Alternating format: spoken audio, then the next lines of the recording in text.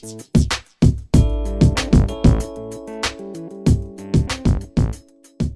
folks, welcome back to Raising Equity. I'm Dr. Kira Banks, and today I want to do a quick diversity download on diversity councils, diversity committees, diversity task force. It's not that I'm against them, it's that I literally have received multiple phone calls this past week about corporations, organizations that are asking, what do we do next? What do we do? Our diversity council is spinning its wheels. Our diversity council is struggling. We don't know where we're headed as an organization. And if you've listened to me in the past, you know that one of the things I say beware of is thinking that creating a council or task force is going to solve your DEI problems. I see a lot of organizations run to that, and I don't want to just outright criticize it, although that's where I end up, in that I'm skeptical about them. I think that it happens because people realize, they become aware that there's an issue. They realize that part of the problem has been that leadership hasn't been able to fully understand the problem. And so the way they solve for that is creating a task force or committee that has more broad representation so that it engages more people in the work and they have multiple stakeholders at the table. Not a bad thing, but it's how you engage the diversity council or committee or task force, how you engage that body in the work that's important. So first things first, you cannot skip over, get around leadership doing its own work. So what I've seen happen most recently is an organization called to ask for help, and they talked about the diversity council. But when I asked about leadership, it was clear that leadership had delegated this work to this group, to this body. The leadership had said, oh, yeah, we think it's important, and then delegated the work to the diversity committee and council or task force. I should probably just call it the diversity committee, right? So what that did is that skipped over the step of leadership doing its own work and figuring out the why, setting some sort of clear articulation of the connection to the work of DEI and the organization, whether it's moral or bottom line or all of those things, or innovation. Leadership must articulate why, for the sake of what, do its own work.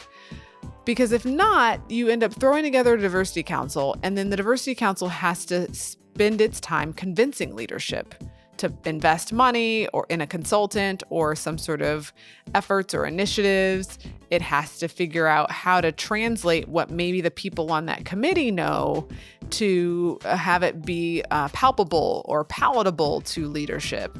And so if that happens, you're basically saying that leadership is in the way or isn't competent enough to lead this work. And so the committee is then the body that has the knowledge, but they don't have the power. And so you've got to figure out how to navigate that. So maybe it's that there are people who are on that committee that should be in some sort of leadership position so that they have positional power and they have access to a line item and other funding.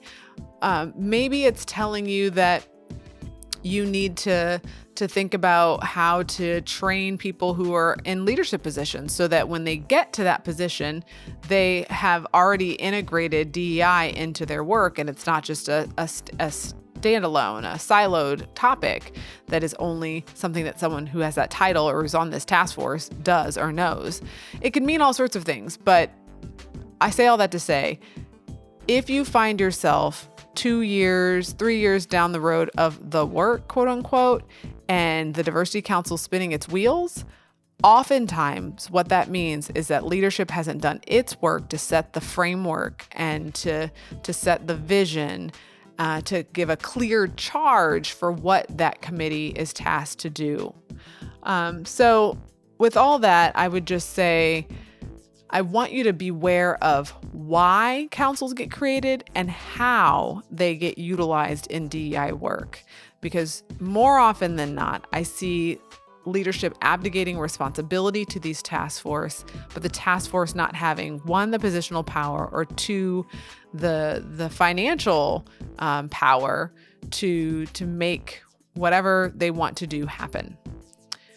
The last thing I'll say with the diversity councils is it's extremely important for everyone to have ownership of the work. And this is similar to the one about leadership abdicating responsibility.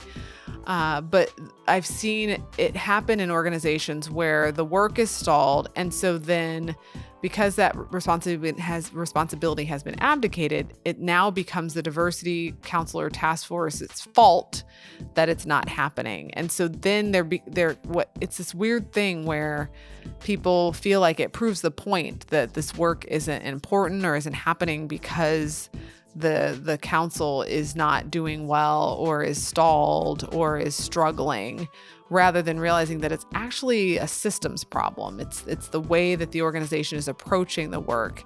And so I'm a little defensive about these councils because I know they can succeed, that I want them to succeed, but they often aren't set up for success. So with that, I will say, if you have a diversity council, 1, make sure that it is not in the place of leadership doing its own work. Okay.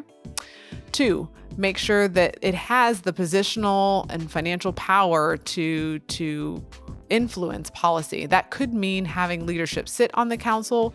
That could mean some relationship with leadership so that there's a ongoing iterative communication and information sharing.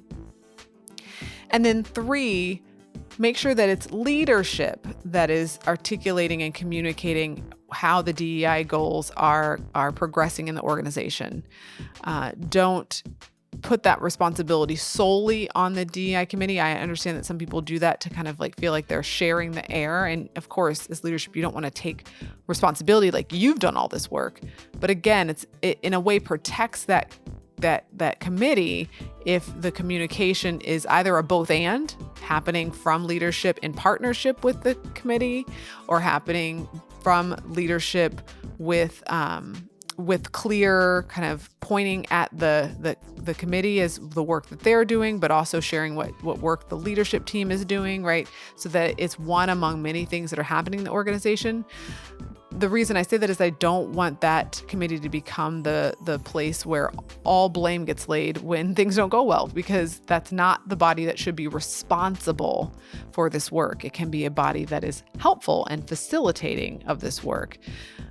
So all that to say, I hope those give you some tips and strategies for how you can manage your DEI council and committee, and how you can avoid having the group spin its wheels and becoming ineffective.